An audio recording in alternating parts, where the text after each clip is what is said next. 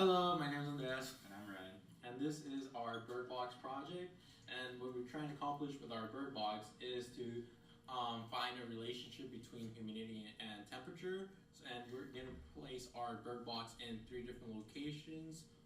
Here at Baker, which is pretty far from any body of water, and my house, which is near a creek, and Ryan's house, which is near a lake. So this is our Arduino outside of our enclosure. This is the BMP280, which outputs temperature and pressure data. This is the DHT11, which outputs temperature and humidity. And this is our SD card shield. And this is an LED which flashes every time data is recorded. So onto our code over here. This first section is just all the global variables and required libraries that are required to operate the device. And in our setup, we have the serial and the BMP sensor, and they are set to begin. And this if statement right here is just a check to see that the BMP is plugged in properly.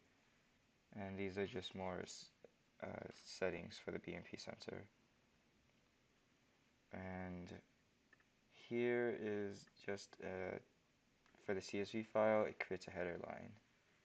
In the loop, we have four different variables. VH reads humidity, T is temperature, and F is Fahrenheit temperature. The T is Celsius.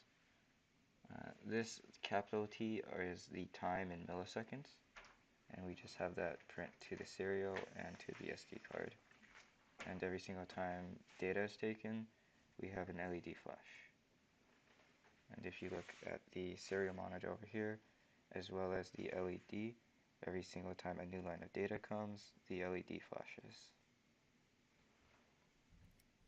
This is our 3D print inside XFDT. First, we have a box-shaped part. This is meant an enclosure for our Arduino. One of the features of our box is a slit on one of the sides. This allows us to put the Arduino inside and then lock it inside using a wall. Also, our box has holes because once the box is sealed up, the holes allow for air to flow in, allowing our humidity and temperature sensor to work properly. Next, the roof of the box protects the Arduino from above and is meant for water to slide right off. Finally, we have the hook to allow the Arduino to be hung outside onto things like trees. Okay, here we have our plot. First, we started taking data at Baker at 11 a.m. into the next day. Unfortunately, on that day, it rained, causing our data to be a little messy. So, you can also see that we have extra data from Slow Airport. We wanted to see how our data matched with theirs, but unfortunately, it didn't, probably because there was some distance between us and the airport, meaning that the weather was dramatically different as shown by our graphs. But they seem to be following the same pattern as our data. We didn't do the last two plots because the data from Slow Airport wasn't available as of this recording. On the second day, we took data near Laguna Lake on a sunny day and we got good data. Then we took data near Steiner Creek, which was mostly sunny towards the end of around 7 a.m. It began to rain again. Finally, we did Baker again, hoping to get better data. Although it did rain, we managed to get data on perfect conditions. This run lasted longer than 24 hours. So, what can we say about how humidity affects temperature by placing our sensors in three environmentally different locations, such as a lake, a creek, and one away from body of water? Unfortunately, we cannot say anything. If you look at our graphs, when it's not raining, like our second and third plot, the humidity is relative the same. We believe this is because we live near the ocean, which is a much dominant force to controlling the humidity of the environment.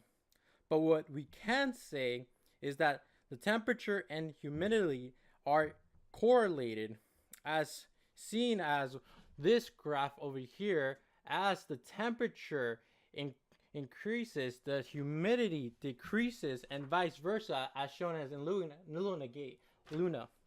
Lake. But when it starts raining, this is no longer true, as shown, as you can see by the bumps on our humidity graphs. Finally, here we have a fit with one of our data sets. We only fitted our second day because that was the only day it did not rain, meaning our data was the cleanest. So we fitted using an equation from a paper called Astousek Methods for Measuring Air Temperature and Humidity in Rooms. In simpler terms, they use sound to measure temperature and humidity in a room.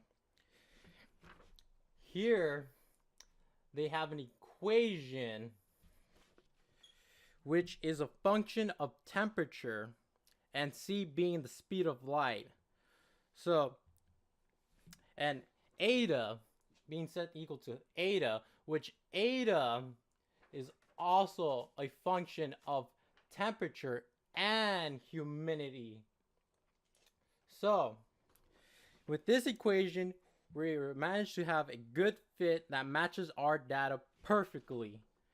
And here are some examples of their data which look similarly to our own data.